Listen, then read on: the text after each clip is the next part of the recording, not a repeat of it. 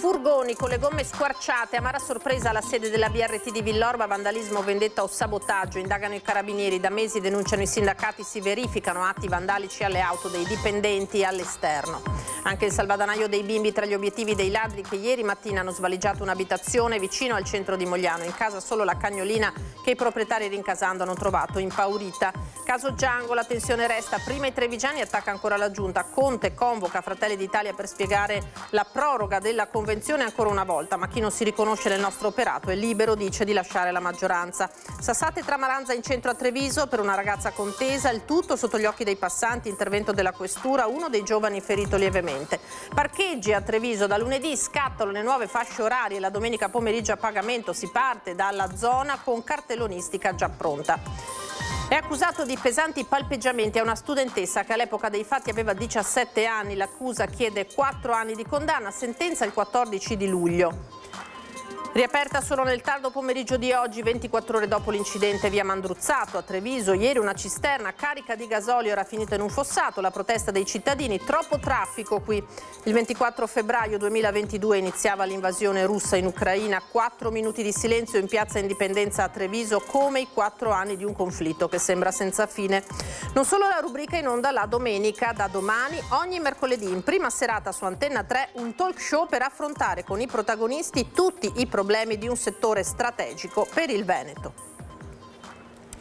Buonasera, eccoci qui in diretta, ben trovati con l'edizione di Treviso dei nostri telegiornali. Allora, l'avete sentito dai titoli, tanta cronaca questa sera e non solo. Noi partiamo però dal nostro sondaggio in vista di Ring dalle 21 come sempre su Antenna 3 e parliamo dell'anniversario che ricorre oggi della guerra in Ucraina, il 24 febbraio 2022, l'inizio dell'invasione russa, una guerra che continua e che divide ancora oggi la politica internazionale e italiana. Allora vi chiediamo, 4 anni di guerra, chi sta vincendo? Per rispondere Zelensky 0422162691 e dunque il presidente ucraino, per rispondere invece Vladimir Putin 0422162690. Poi naturalmente di questo tema dibatteremo a lungo con Ferdinando Avarino e i suoi ospiti questa sera dalle 21 a Ring.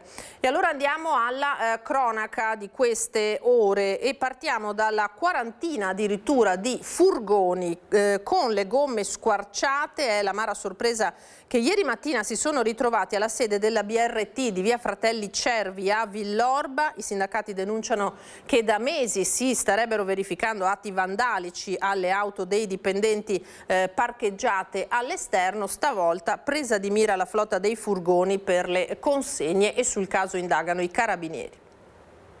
Vandalismo, vendetta, gesto intimidatorio, sabotaggio. Cosa sia all'origine di quanto accaduto nella sede della BRT di Villorba saranno le indagini ad appurarlo. Quel che è certo è che lunedì mattina, alla riapertura dell'azienda dopo il fine settimana, i lavoratori hanno trovato una quarantina di furgoni parcheggiati nel piazzale con le gomme a terra, bucate verosimilmente con un punteruolo ed un coltello di fatto inutilizzabili. Numerosi autisti sono stati mandati a casa, altri hanno cercato di sopperire con dei mezzi sostitutivi. Fatto sta che il lavoro di consegna dei pacchi ha subito pesanti rallentamenti.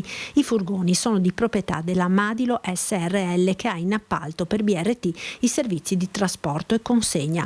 In via Fratelli Cervi sono arrivati i carabinieri che ora conducono le indagini sull'accaduto. Non si esclude la pista interna. La situazione preoccupa i sindacati anche perché da mesi si stanno verificando atti vandalici anche sulle auto di alcuni dipendenti parcheggiate all'esterno.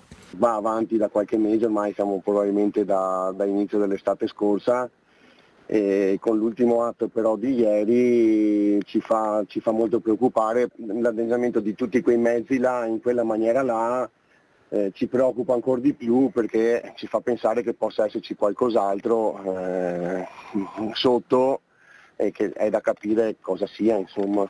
Queste qua è stato un allenamento proprio mirato sui mezzi di consegna, a voler bloccare la filiale, è un gesto che mira secondo noi a voler bloccare l'attività di quella filiale lì. I danni sono ingenti, sia quelli diretti per la sostituzione degli pneumatici squarciati, sia quelli indiretti per i ritardi nelle spedizioni. Sull'episodio è intervenuto anche il sindaco di Villorba, Francesco Soligo. Riponiamo piena fiducia nel lavoro degli inquirenti e siamo certi che attraverso gli accertamenti avviati sarà possibile fare luce sull'accaduto in tempi rapidi. È importante, continua il primo cittadino, che chi si rende protagonista di simili gesti sia chiamato a risponderne nelle sedi competenti e secondo quanto previsto dalla legge. Apriamo invece la pagina dei furti, perché c'è una pagina dei furti anche questa sera purtroppo. Anche il salvadanaio dei bambini tra gli obiettivi dei ladri che ieri mattina hanno svaligiato le abitazioni di madre e figlia a Mogliano Veneto. In casa solo la cagnolina che i proprietari al loro rientro hanno trovato impaurita e agitata.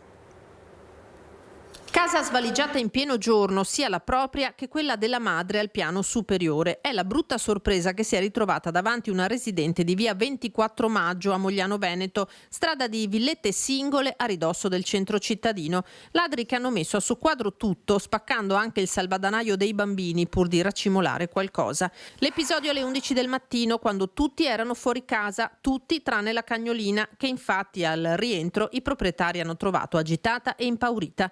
I malviventi infatti, pur rischiando di essere visti dal momento che agivano alla luce del giorno e che a quell'ora in zona c'è un continuo via vai, non si sono fatti scrupolo di entrare nell'abitazione. Una volta all'interno hanno aperto armadi e svuotato cassetti in entrambi gli alloggi, rubando al piano di sopra dei monili in oro. Al piano terra, dove preziosi e contanti invece non ne hanno trovati, hanno preso i risparmi dei bambini, lasciando per terra, ridotto in cocci, il salvadanaio. A mezzogiorno, quando i proprietari sono rientrati, l'amara scoperta. Nient'altro da fare che chiamare le forze dell'ordine e verificare nel vicinato la presenza di eventuali telecamere di videosorveglianza per cercare di individuare i responsabili. Di notte invece il colpo in zona industriale a Mignagola di Carbonera, dove l'intervento tempestivo dei carabinieri ha permesso di bloccare 3 uomini e recuperare merce sottratta da un mezzo pesante in sosta nei pressi dell'azienda De Longhi. 3 uomini sono stati sorpresi e denunciati dai carabinieri dopo aver rubato pezzi di ricambio destinati alle macchine da caffè De Longhi. È accaduto nella notte a Mignagola di Carbonera, a pochi passi dallo stabilimento dell'azienda trevigiana. I militari, durante un normale servizio di pattugliamento, hanno fermato un'auto sospetta lungo via Duca d'Aosta. A bordo 3 cittadini romeni di 33, 40 e 41 anni, tutti senza fissa dimora. Nel bagagliaio, in un grosso scatolone, i carabinieri hanno trovato la refurtiva prelevata da un rimorchio in sosta. Secondo quanto ricostruito, il mezzo era parcheggiato in un'area poco distante alla De Longhi. Sono riusciti ad arrivare a un rimorchio di un camion sul quale erano presenti segni di effrazione e dal quale appunto era stato rubato questo scatolone. Determinante l'intervento tempestivo della pattuglia che ha intercettato i 3 e recuperato l'intera refurtiva, subito restituita all'autotrasportatore. Un malvivente era già conosciuto all'arma. Sì, c'è in particolare un pregiudicato, 2 sono incensurati, in più abbiamo rinvenuto anche degli strumenti di effrazione, in particolare una pinza, un cacciavite e una torcia elettrica che sono stati utilizzati nell'ambito del furto. Il conducente ignaro si era fermato per riposare prima di ripartire. Un episodio che riaccende l'attenzione su furti ai danni dei mezzi pesanti in sosta nella zona industriale. Secondo gli inquirenti, quello dei furti nei rimorchi è un fenomeno già registrato in passato. Si tratta di un furto, tra virgolette, abbastanza semplice, nel senso che i camion, i rimorchi rimangono lì perché gli autisti, non potendo percorrere più di 8 ore, lasciano il camion caricato nei pressi dello stabilimento e poi lo riprelevano poi la mattina. E ora ci si chiede se non sia necessario individuare un'area custodita dove consentire ai camionisti di parcheggiare in sicurezza, evitando il ripetersi di simili episodi. Colpita da una crisi epilettica, è caduta battendo violentemente la testa a terra. Resta grave in osservazione e in prognosi riservata la bambina di 8 anni di Oderzo, ricoverata in ospedale a Treviso dopo il dramma avvenuto durante l'ora di ginnastica nella palestra della sua scuola sotto gli occhi dei compagni. Immediatamente sono stati allertati i soccorsi, è giunta sul posto l'ambulanza del SUEM 118, mezzo che, data la giovanissima età, ha trasferito d'urgenza la bimba al Cafoncello di Treviso. La ragazzina, secondo quanto riferisce la direzione della scuola, in quel momento non stava praticando sport sul tappeto di gomma, c'erano degli altri bambini ma non lei, era fuori dal perimetro di gioco quando avrebbe perso l'equilibrio cadendo e battendo, come detto, il capo. E vi do anche un aggiornamento sulla notizia di cui vi abbiamo parlato nel corso della nostra edizione regionale, l'esplosione di una palazzina di 3 piani a Negrar, siamo nel Veronese, palazzina che è crollata dopo lo scoppio.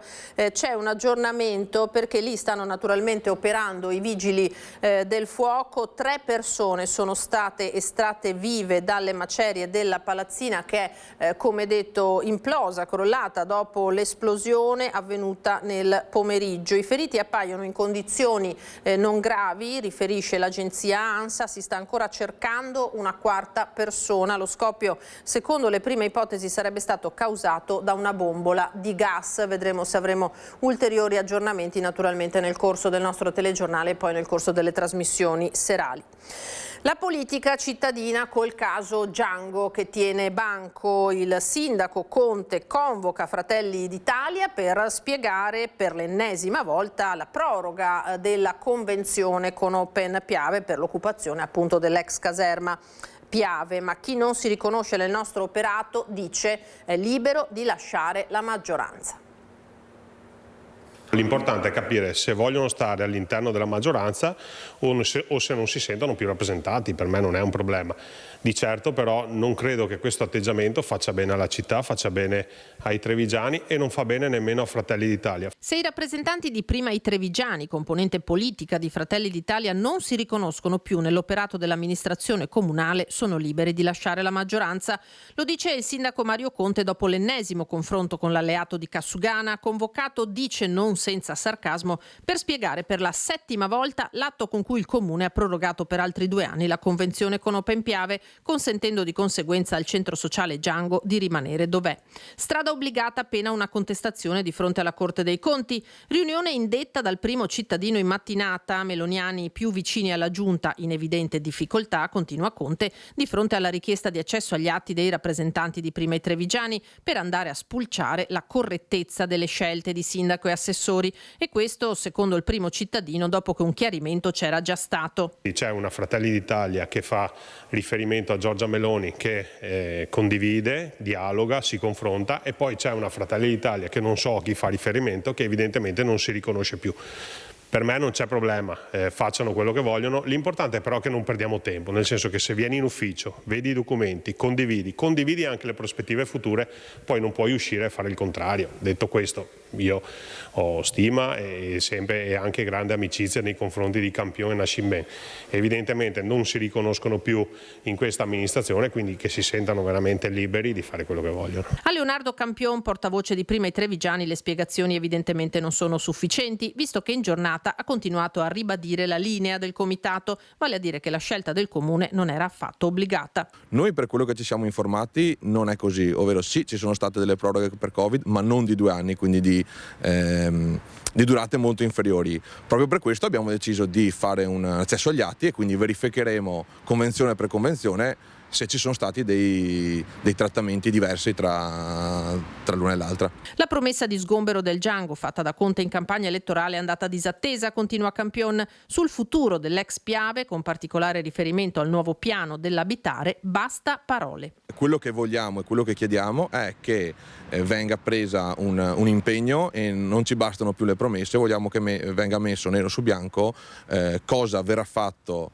della caserma Piave quando scadrà questa proroga al Django. Frattura che non si sana dunque, e lo conferma anche Conte. C'è una fetta di Fratelli d'Italia con cui si riesce a dialogare e un'altra che sta via via prendendo le distanze. Con quella parte di Fratelli d'Italia che fa riferimento a Giorgia Meloni io mi trovo assolutamente bene. Con chi fa riferimento ad altri personaggi della città un po' meno. E ospiti a Ring la Dem Antonella Tocchetto e il leghista Riccardo Barbisan se le sono dette di santa ragione sulla proroga per altri 2 anni della convenzione in discussione, che se non fosse stata rinnovata, ha detto la consigliera del PD, era già pronta una causa.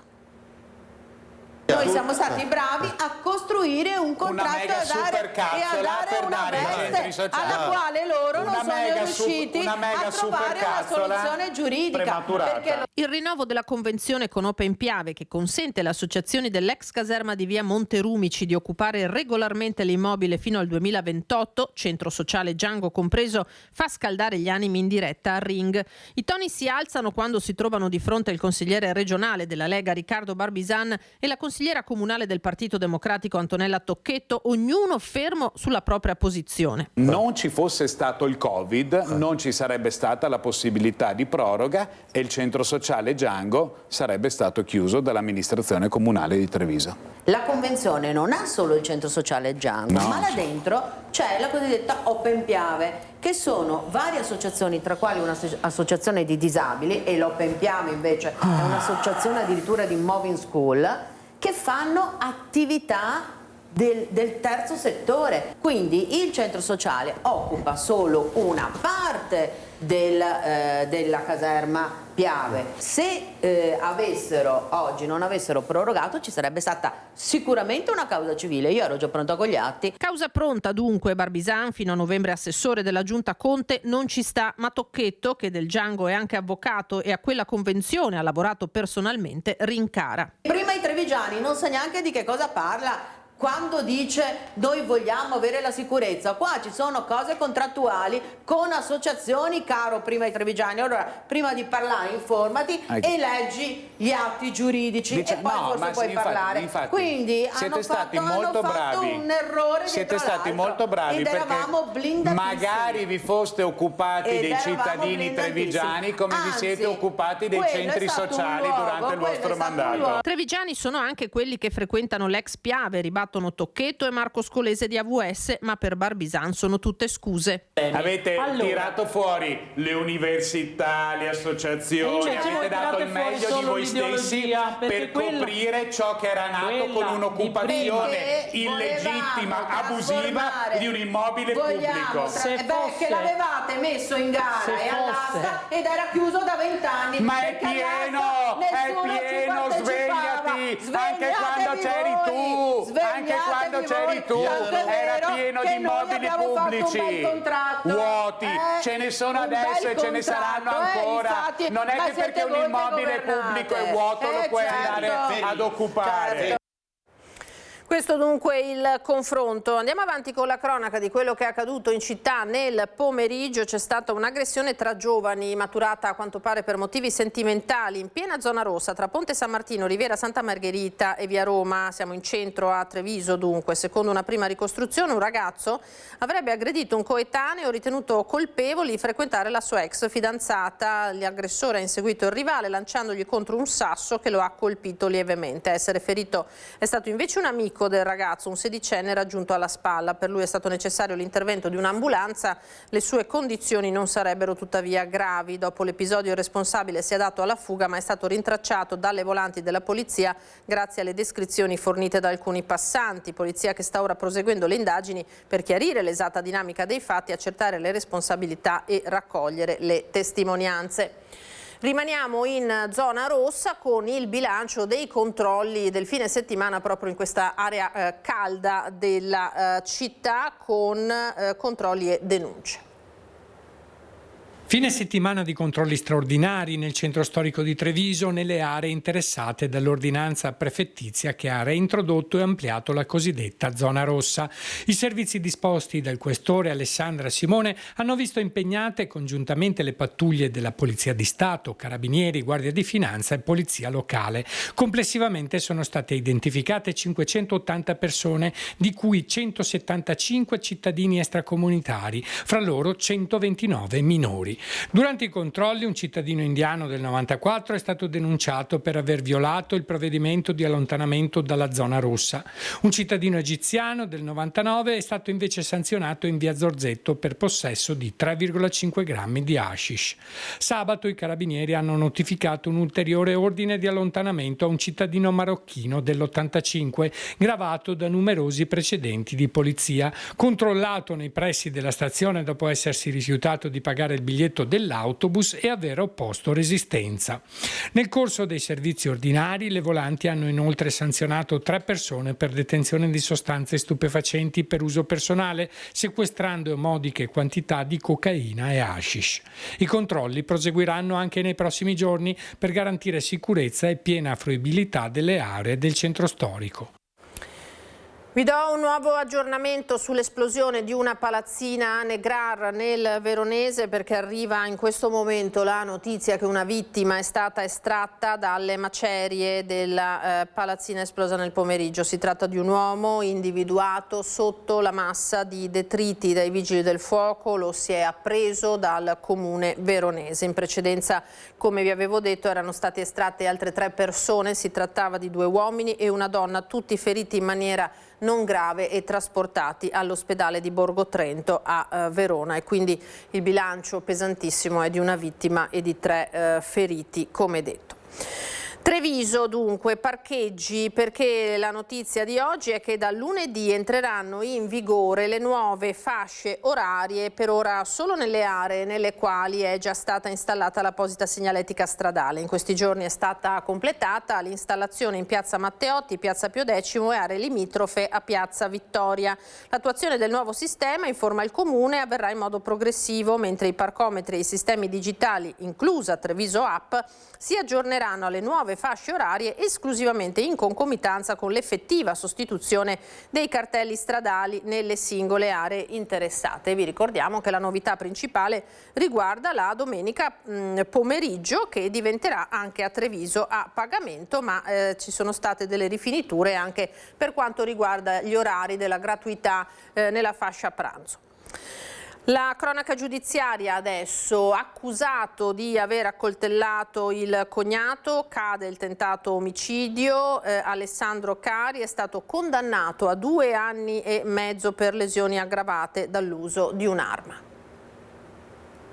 Un'aggressione culminata nell'accoltellamento di un 44enne giostraio accusato di tentato omicidio, il cognato Alessandro Cari, 56 anni. Il pubblico ministero Davide Romanelli aveva chiesto 7 anni di reclusione, ma il reato è stato riqualificato in lesioni aggravate dall'uso dell'arma. Cari è stato condannato a 2 anni e mezzo. Diciamo che tutta l'istruttoria ha confermato che la difesa aveva ragione nel ritenere che, quando anche si possa poi senza dubbio alcuno affermare che il ferimento è opera del mio assistito, di sicuro non si verteva in tema di tentato omicidio. Un episodio dai contorni tutt'altro che chiari. Innanzitutto la vittima, nel cuore della notte, era in zona Posmona, Montebelluna, in pieno lockdown legato al Covid-19. Era la notte di Pasqua 2021.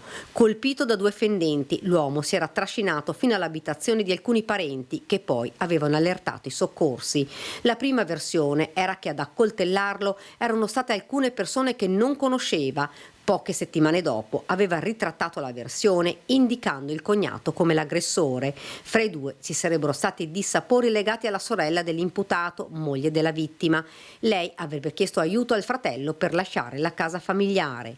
Cari si è sempre dichiarato innocente. Dal punto di vista, diciamo, oggettivo, come fatto reato, siamo soddisfatti perché è stata accolta la nostra richiesta. Attenderemo le motivazioni per valutare se poi il collegio è riuscito a superare le problematiche legate alla individuazione del responsabile di questo fatto, e quindi valuteremo in quella sede se c'è spazio anche per un'impugnazione rispetto all'autore del reato. La vittima dell'aggressione, che avrebbe addirittura ritirato la denuncia, poco dopo l'accoltellamento si sarebbe reso irreperibile e non si sarebbe mai presentato in aula per testimoniare, per quanto fosse stato disposto l'accompagnamento coatto in tribunale. Cari è stato quindi ritenuto responsabile dell'aggressione al cognato. L'avvocato Nava è pronta a dar battaglia per trovare, dice, il vero colpevole.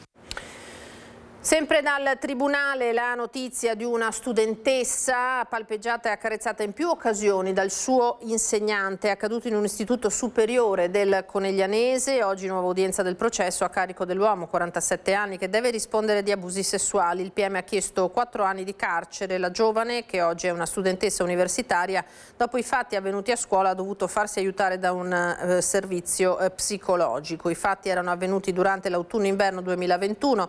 L'imputato imputato, che risiede in provincia di Treviso e che era in servizio alla scuola tecnica come docente di grafica e comunicazione, secondo la denuncia presentata in questura dalla madre della ragazza che aveva raccolto le confidenze della figlia, in 3 diverse occasioni avrebbe tentato l'approccio fisico allungando le mani. La sentenza è prevista per il 14 di luglio. Indagini in corso da parte invece della polizia locale di Arcade dopo la segnalazione di un tentato scippo con destrezza accaduto domenica mattina in cimitero, un fatto segnalato dal sindaco Presti, che avverte gli anziani: non fatevi avvicinare e chiamate subito i carabinieri. Diciamo che è andata bene grazie alla prontezza del cittadino. Le 1000 sfaccettature di uno scippo con l'abbraccio. Si chiama tecnicamente così quello tentato domenica mattina in cimitero ad Arcade. Protagonisti un compaesano del sindaco Presti e una giovane sedicente badante che improvvisamente si è avventata contro l'uomo nel tentativo di abbracciarlo teneramente. Lui ha reagito immediatamente, capendo l'intenzione della malfattrice, perché così dobbiamo chiamarla, e quindi si è sottratto più volte allontanandosi e cercando di spintonarla lontano da sé, in maniera che comunque non riuscisse a ghermirlo, perché l'obiettivo era puntare magari al collo o all'orologio per una collana o al portafogli, perché l'obiettivo, abbiamo visto, di queste donne principalmente è questo. Comunque una tecnica che può avere conseguenze ben peggiori, come ricorda il sindaco, con un anziano deceduto qualche anno fa per aver battuto la testa dopo essere stato spinto a terra proprio a seguito di uno scippo con strappo. Ecco perché non bisogna lasciarsi catturare, ma reagire allontanandosi da chi ci vuole circuire, richiamando l'attenzione dei passanti. Consiglio, come ha fatto lui, urlare in maniera comunque che la persona capisca comunque che sta chiedendo aiuto e si allontani, e prendere subito in mano il cellulare e fare il 112. Ora, grazie alle telecamere, la pseudo badante avrebbe già un nome e un volto per una vicenda che deve servire da esempio per tutti.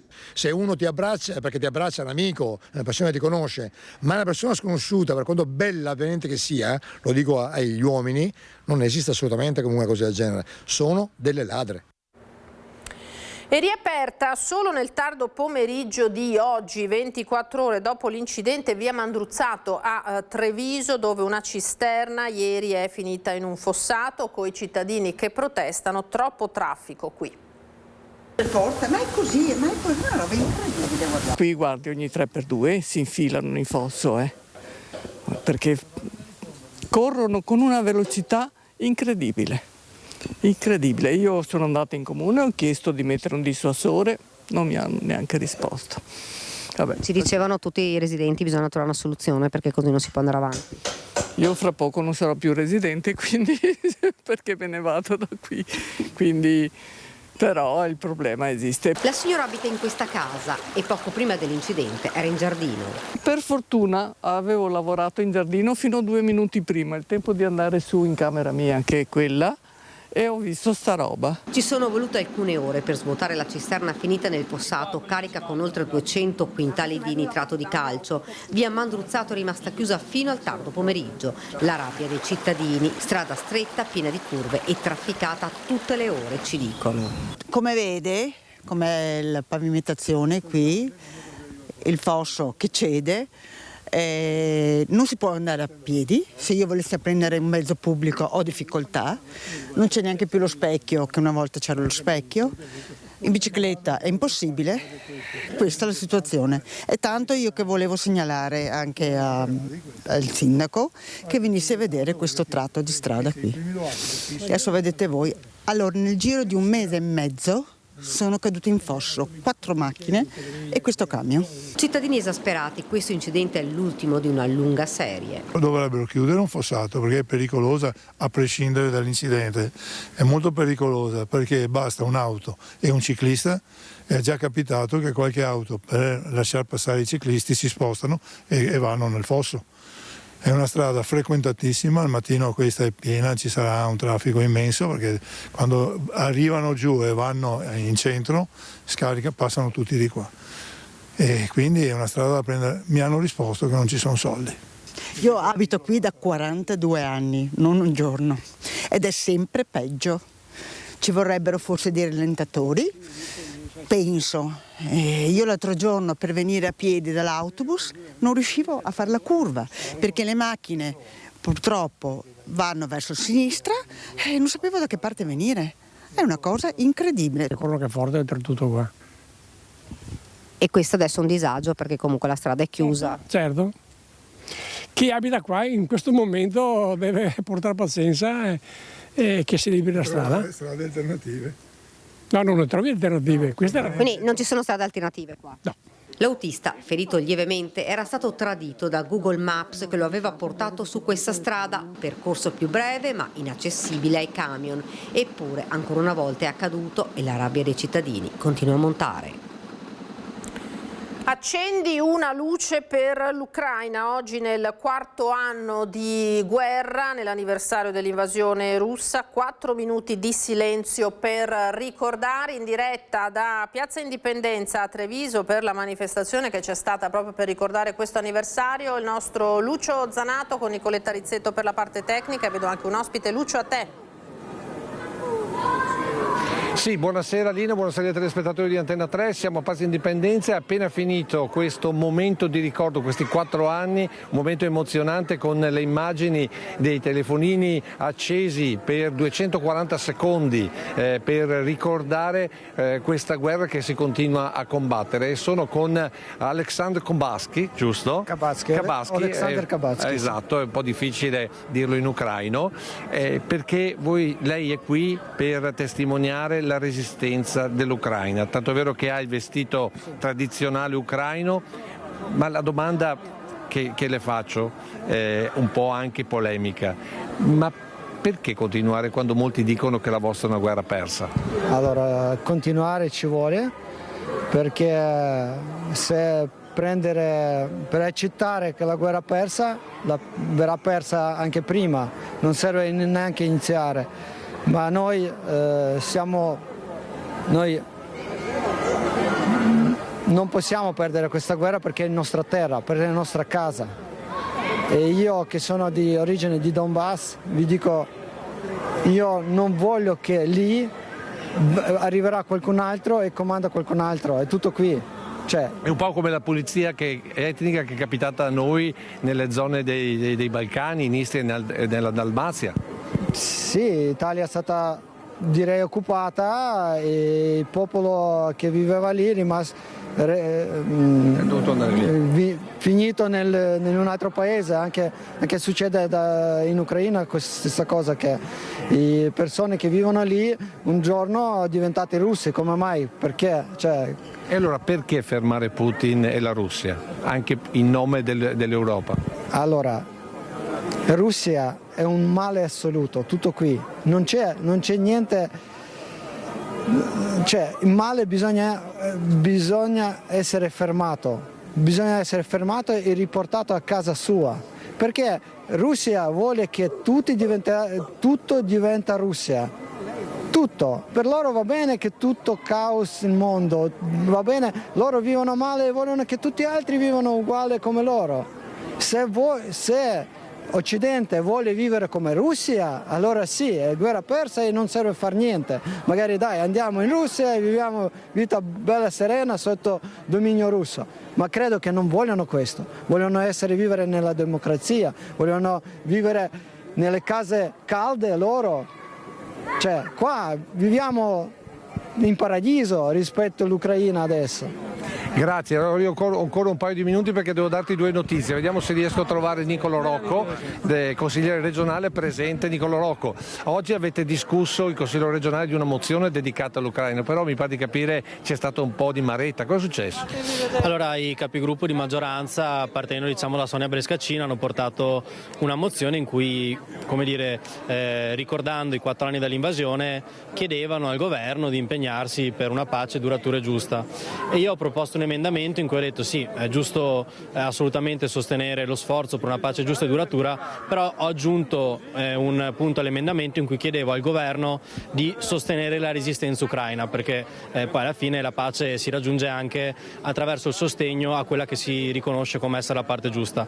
E lì il capogruppo Brescaccino, il gruppo misto, ovviamente d'accordo con gli altri capigruppo di maggioranza, non ha accettato questo emendamento perché evidentemente era divisivo all'interno all'interno della maggioranza, tanto che poi comunque per esempio Valdegamberi ha comunque votato contro l'intero dispositivo, mentre io ho deciso di astenermi sulla mozione perché sì, cioè, tutti siamo giustamente per la pace, però dire voglio la pace senza dire come arriva la pace è come dire viva la mamma. Invece io penso che la politica debba prendere anche le decisioni scomode. Grazie, quindi divisivo anche in Consiglio regionale. Ultima battuta con Sergio Tazzer, il collega nonché maestro, uno degli organizzatori di questa serata. Sì. Tu sei qua perché tuo figlio è a Praga. No, io sono qua perché sono presidente dell'Associazione Culturale Fratelli Rosselli di Treviso, che ama la giustizia e la libertà come Treviso ama la giustizia e la libertà, e quindi noi siamo qui per sostenere l'Ucraina. Dopodiché ho qualche preoccupazione, io ho mio figlio e 3 nipoti e mia nuora a Praga, e loro sono molto preoccupati perché i russi li hanno già conosciuti e quindi non li vogliono più avere fra i piedi. Grazie a Sergio Tazzer, a te Lina la linea. Grazie a Lucio Zanato, grazie agli ospiti naturalmente. Noi adesso andiamo qualche istante in pubblicità, rimanete con noi.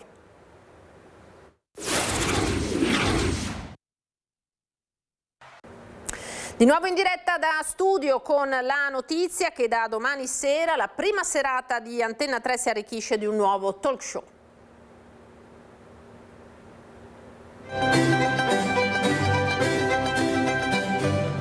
È il primo talk show dedicato interamente all'agricoltura. Una prima serata di Antenna 3 per dibattere su un settore, quello primario, che per volumi e fatturato è con il turismo uno dei volani economici del Veneto. E i numeri parlano chiaro: 2025 più 7,1% con un saldo di 8,8 miliardi di euro. Un settore fatto però di luci, come il Prosecco, sempre più richiesto, e di ombre, come testimoniano le notizie che arrivano dall'ultimo zuccherificio veneto di Ponte Longo, che dopo 116 anni di attività in questo 2026 sospenderà la produzione. Un segnale chiaro dell'inevitabile futura cancellazione della filiera della barbabietola, un tempo estesa e produttiva, con ben 17 stabilimenti attivi in tutta la regione.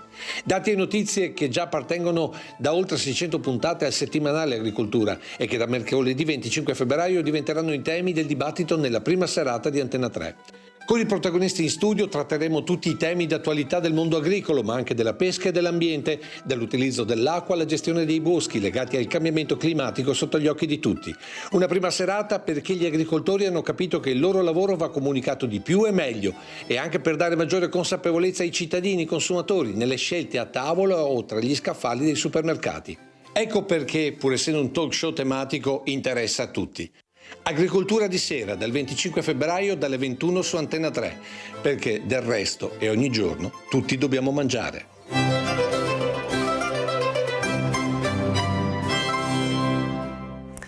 E ora noi andiamo alle notizie dal Bellunese.